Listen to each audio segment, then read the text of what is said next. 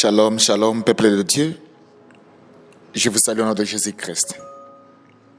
Bienvenue encore à notre programme de 30 jours de guérison, la parole de guérison d'aujourd'hui, 2 août.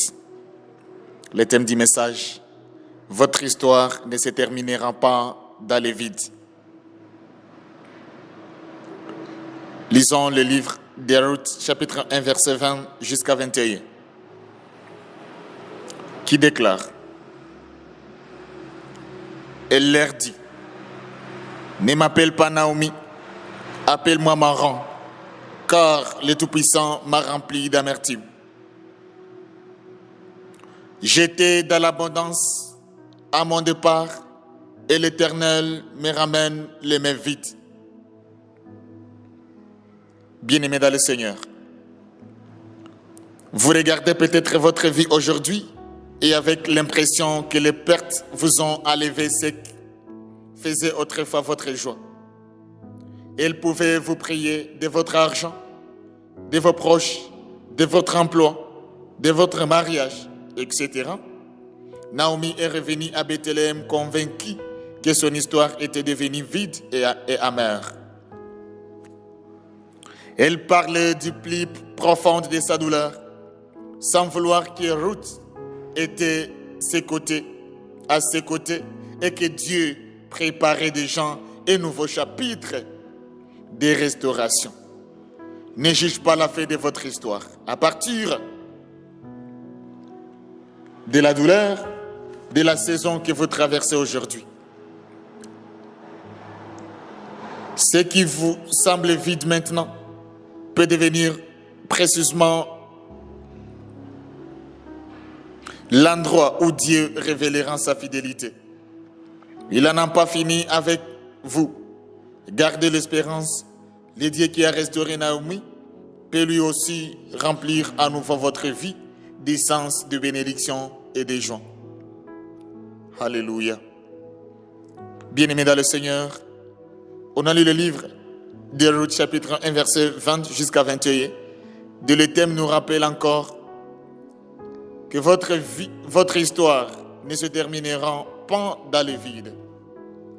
Alléluia. Chers lecteurs, il existe des saisons où la vie semble nous avoir tout enlevé. Nous pouvons perdre des êtres chers, un emploi, une entreprise, des ressources, un ministère, une relation, ou même la joie qui remplissait tout autre notre cœur. Dans ces moments, il est facile de croire que notre histoire est terminée et que notre avenir ne sera plus jamais le même. Pourtant, Dieu n'écrit jamais le dernier chapitre de votre vie au milieu de notre douleur. Ce qui ressemble à une fin est souvent le commencement silencieux d'une nouvelle œuvre de sa grâce. Même lorsque nos mains paraissent vides, Dieu prépare déjà une restauration que nous ne pouvons pas encore voir. Si vous traversez aujourd'hui une saison de perte ou de découragement, souvenez-vous que votre histoire ne se terminera pas dans le vide au nom de Jésus. Chers lecteurs, le livre de Ruth s'ouvre pendant l'époque des juges, une période marquée par l'instabilité spirituelle et morale en Israël. Une famille obligeant Elimelech, son épouse Naomi et leurs deux fils à quitter Bethléem pour s'installer au pays des Moab. Ruth chapitre 1, verset 1 jusqu'à 2. Oui. Peu après leur arrivée, Elimelech mourut. Les deux fils épousèrent des femmes moabites, Ruth et Orpa. Mais ils mourirent également quelques années plus tard. Le déclare Ruth chapitre 1, verset 3 jusqu'à 5. Naomi se retrouva veuve, sans enfant et sans ressources. Ayant appris que Dieu avait de nouveau béni Bethléem, Naomi décida de rentrer dans son pays. Ruth choisit de l'accompagner, renonçant à sa propre famille pour suivre les dieux d'Israël. Le déclare Ruth chapitre 1, verset 16 jusqu'à 17. Lorsque Naomi arriva à Bethléem, toute la vie fit émue de ce retour. C'est alors qu'elle prononça ces paroles remplies de douleur. Ne m'appelez pas Naomi, appelle-moi Mara, car le Tout-Puissant m'a rempli d'amertume. J'étais dans l'abondance à mon départ et l'Éternel me ramène le mai vite. Le déclare Ruth chapitre 1 verset 20 jusqu'à 21. Naomi regardait uniquement ses pertes. Elle croyait que son histoire était terminée dans le vide. Oui. Pourtant, elle ne voyait pas encore que Dieu avait déjà commencé son œuvre. Ruth marchait à ses côtés. Bethléem entrait dans la saison de la moisson. Le déclare Ruth chapitre 1 verset 22. Dieu préparait déjà la rentrée avec Boaz, le futur rédempteur de la famille. Plus tard, Ruth épousèrent Boaz, donnerait naissance à Obed, le grand-père du roi David. Et cette lignée conduirait finalement à Jésus-Christ. Ruth chapitre 4 verset 13 jusqu'à 17 et Matthieu chapitre 1 verset 5 jusqu'à 6. Les premiers lecteurs de ce livre comprirent que Dieu peut transformer les plus grandes pertes en bénédictions inattendues. Aujourd'hui encore, cette vérité nous rappelle que lorsque nous ne voyons que le vide, Dieu prépare déjà la restauration. Chers lecteurs, les mots « appelle-moi Mara » signifient amertume. Naomi croyait que son identité devait désormais être définie par sa souffrance. Pourtant, Dieu ne l'a jamais appelée Mara. Il continue à le voir selon son plan de grâce au nom de Jésus. L'expression « je reviens les mains vides » révèle les regards limités de Naomi. Elle pensait avoir tout perdu, mais elle venait avec Ruth. Un cadeau précieux que Dieu utiliserait pour accomplir un de ses extraordinaires. Les paroles, les Tout-Puissants m'a affligé, exprime la douleur sincère de Naomi. La Bible ne cache pas la souffrance des croyants, mais elle montre également que Dieu agit souvent au milieu même des épreuves. Ces passages nous enseignent que notre perspective est parfois différente de celle de Dieu. Nous voyons la fin, tandis que Dieu voit un nouveau commencement. Là où nous voyons le vide, Dieu prépare déjà une moisson. Au nom de Jésus. Cette vérité est confirmée dans toute l'Écriture. David déclare, les soirs arrivent, le pleurs et le matin, l'allégresse. Alléluia. Psaume chapitre 30, verset 5.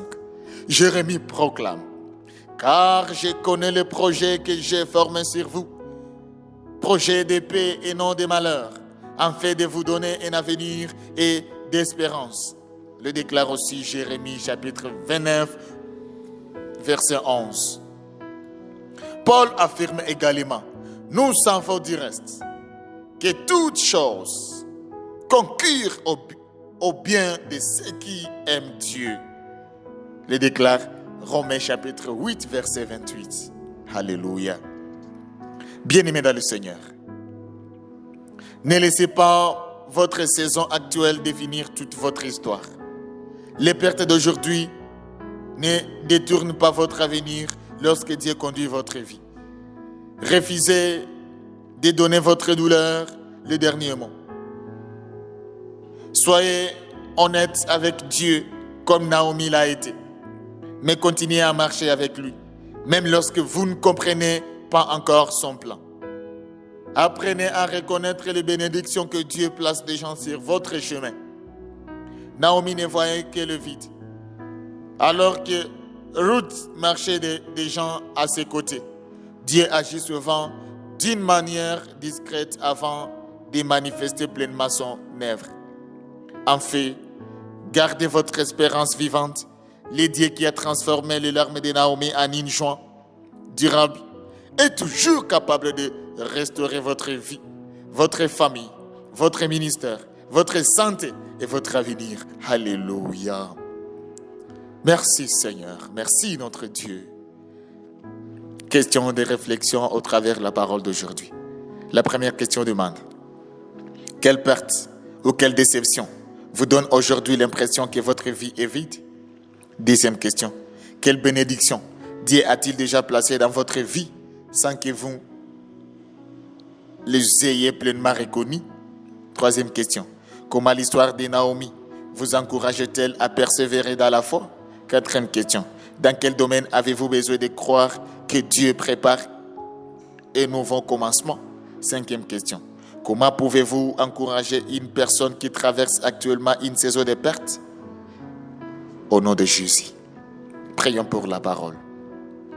Père Céleste, je te remercie parce que tu es le Dieu de toute consolation et de toute restauration. Même lorsque je ne comprends pas ce que je traverse, je crois que tu es toujours à l'œuvre. Merci parce que tu ne m'abandonnes jamais et que tu écris encore l'histoire de ma vie selon ton amour et ta fidélité au nom de Jésus. Seigneur Jésus-Christ, je te dépose devant toi toutes mes pertes, mes douleurs, mes déceptions, mes regrets et toutes les saisons où j'ai eu l'impression de revenir les mains vides. Là où mon cœur est rempli d'amertume, viens répandre ta paix. Là où je ne vois que le vide, ouvre mes yeux afin que je reconnaisse ton œuvre. Je te prie pour ma vie spirituelle. Renouvelle ma foi, fortifie mon espérance. Aide-moi à te faire confiance, même lorsque je ne comprends pas tes chemins. Que ton Saint-Esprit remplisse mon cœur de paix, de joie et d'une confiance inébranlable. Je te prie pour ma famille. Guéris les blessures, restaure les relations, apporte l'unité, la paix et l'amour dans notre foyer. Que chaque membre de ma famille fasse l'expérience de ta fidélité et de ta grâce. Je te prie pour ma santé. Étends ta main sur mon corps, mon âme et mon esprit. Guéris toute maladie, enlève toute fatigue, toute anxiété et tout découragement. Renouvelle mes forces et remplis-moi de ton espérance au nom de Jésus. Je te prie pour mon travail, mon ministère, mes études, mon entreprise et toute responsabilité que tu m'as confiée. Ouvre de nouvelles portes, restaure ce qui semblait perdu et conduis-moi vers les opportunités que tu as préparées. Donne-moi la sagesse, la persévérance et la faveur dans tout ce que j'entreprends. Je te confie également mes finances, pourvois à chacun de mes besoins. Bénis le travail de mes mains et enseigne-moi à dépendre de toi en toutes circonstances, que je manque d'aucun bien selon ta volonté. Alléluia. Je remets entièrement mon avenir entre tes mains, là où je vois une fée. Fais naître un nouveau commencement. Accomplis les projets que tu as préparés pour moi et transforme chaque épreuve en témoignage de ta fidélité. Merci Père, parce que mon histoire ne se terminera pas dans le vide. J'ai choisi de croire que tu transformeras mes larmes en joie, mes pertes en bénédiction et mon découragement en espérance. Je marche avec confiance, sachant que le meilleur de ton plan est encore devant moi. Au nom de Jésus, victorieux de Jésus-Christ, nous prions ainsi. Amen.